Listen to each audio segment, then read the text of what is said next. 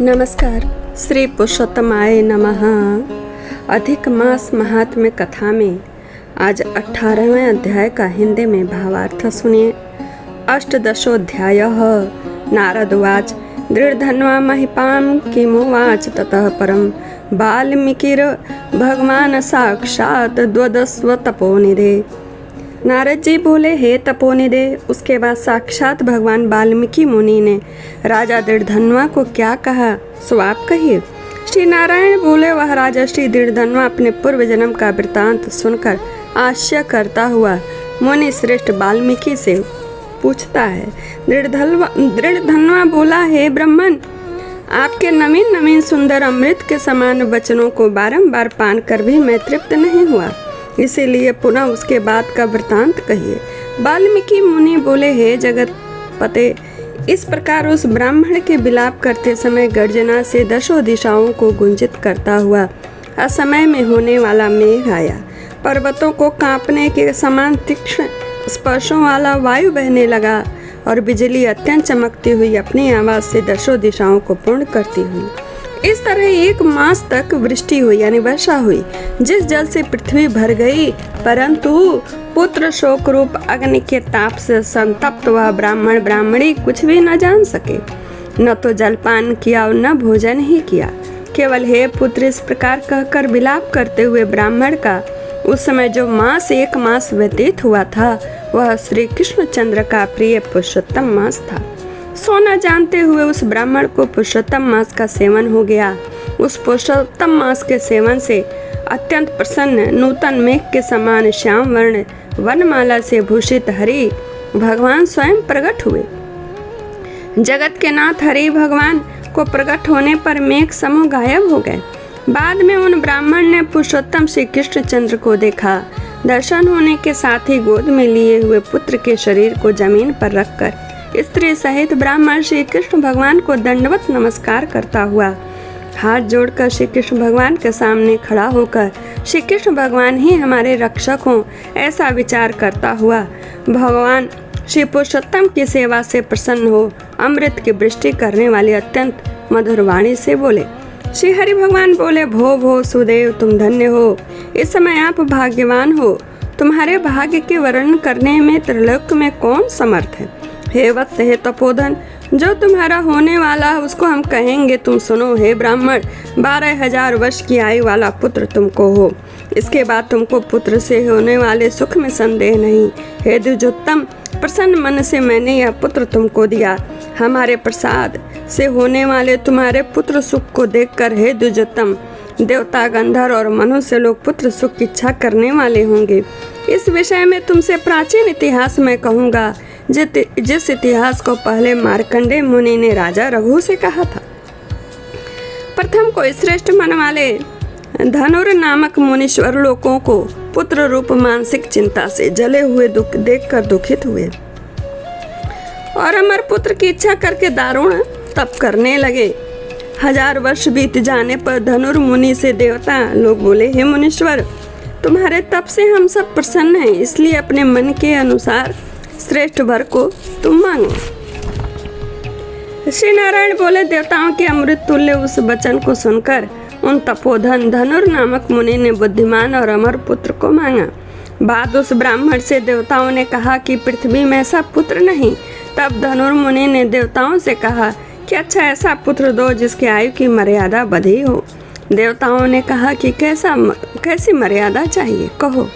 इस पर उस मुनि ने कहा कि यह महान पर्वत जब तक रहे तब तक उसकी आयु होए, ऐसा ही हो। इस प्रकार कहकर इंद्र आदि देवता स्वर्ग को चले गए। धनु शर्मा ने थोड़े समय में वैसा ही पुत्र को प्राप्त किया। उन मुनि का पुत्र आकाश में चंद्र के समान बढ़ने लगा। 16वें वर्ष के होने पर मुनीश्वर ने पुत्र से कहा, हे वत्स, ये मुनि लोग कभी भी अपमान करने योग्य नहीं है। इस तरह शिक्षा देने पर भी उस पुत्र ने मुनियों का अनादर किया। आयु की मर्यादा के बल से उन्मत्त उसने ब्राह्मणों का अपमान किया। किसी समय परम क्रोधी महिष नामक मुनि ने विधि से शुभ फल देने वाले शालग्राम शिला का पूजन किया। उसी समय उस बालक ने वहां आकर शालग्राम की शिला को जल्दी से लेकर अपनी चलचलता के कारण हंसता हुआ पूर्ण जल वाले कूप में छोड़ दिया। बाद में क्रोध से युक्त दूसरे काल रुद्र के समान महिष मुनि ने उस धनुर्मुनि के पुत्र को शाप दिया और कि यह अभी मर जाए, परंतु उसे मृत हुए न देखकर मन में मृत्यु का कारण ध्यान किया। देवताओं ने इस धनुष के पुत्र को निमित्ताऊ वाला बनाया। इस तरह चिंता करते हुए महिष मुनि ने लंबी सांस ली, जिससे कई कोटि महिष पैदा हो गए। उन महिषों ने पर्वत को टुकड़ा टुकड़ा कर दिया। उसमें मुनि का अत्यंत दुर्मद लड़का मर गया। धनुशर्मा ने अत्यंत दुख से बार बार विलाप किया। बाद में अनेक प्रकार विलाप कर पुत्र के शरीर को लेकर पुत्र के दुख से अत्यंत पीड़ित हो चिता की अग्नि में प्रवेश किया। इस प्रकार हठ से पुत्र प्राप्त करने वाले कहीं भी सुख को नहीं पाते हैं। हे तपोधन, गरुड़ जी ने यह जो पुत्र दिया है, इससे संसार में तुम प्रशंसनीय पुत्रवान होगे।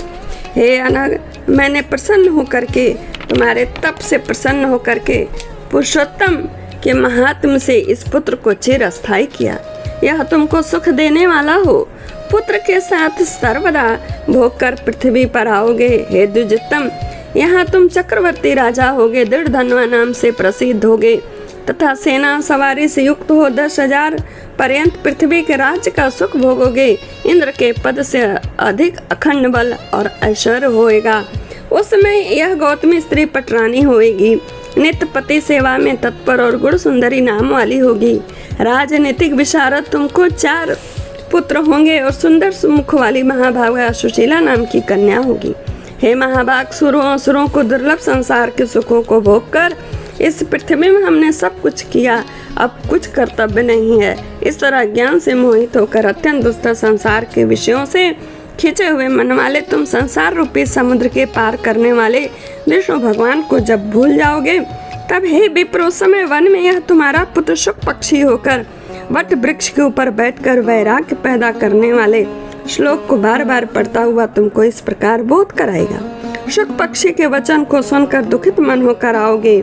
बाद में संसार के विषय सुखों को छोड़कर चिंता रूपी समुद्र में मग्न हे भुसुर तुमको वाल्मीकि मुनि आकर ज्ञान कराएंगे। उनके वचन से निसंदेह हो शरीर को छोड़कर हरि भगवान के पद को दोनों स्त्री पुरुष तुम जाओगे, जो कि पद आवागमन से रहित कहा गया है। इस प्रकार महाविष्णु के कहने पर वह ब्राह्मण बालक उठ खड़ा हुआ। वे दोनों स्त्री पुरुष ब्राह्मण पुत्र को उठा देखकर अत्यंत आनंदित हो गए। सब देवता लोग भी संतुष्ट होकर पुष्पों की वर्षा करने लगे। सुखदेव ने भी श्री हरि को माता पिता को प्रणाम किया। उस ब्राह्मण को पुत्र के साथ देखकर गरुड़ जी भी अत्यंत प्रसन्न हुए। उस समय चकित होकर के ब्राह्मण ने श्री हरि भगवान को नमस्कार किया और हाथ जोड़कर जगदीश्वर से बोला,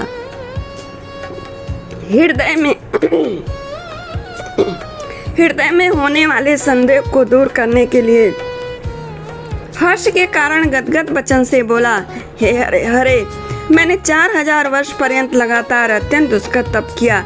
उस समय मेरे को आपने वहां आकर जो कठोर वचन कहा कि हे वत्स, हमने अच्छी तरह देखा, इस समय तुमको निश्चय पुत्र नहीं है। हे हरे, उस समय वचन का उल्लंघन कर मेरे मृत पुत्र को जीवित करने का क्या कारण है, सो आप कहिए।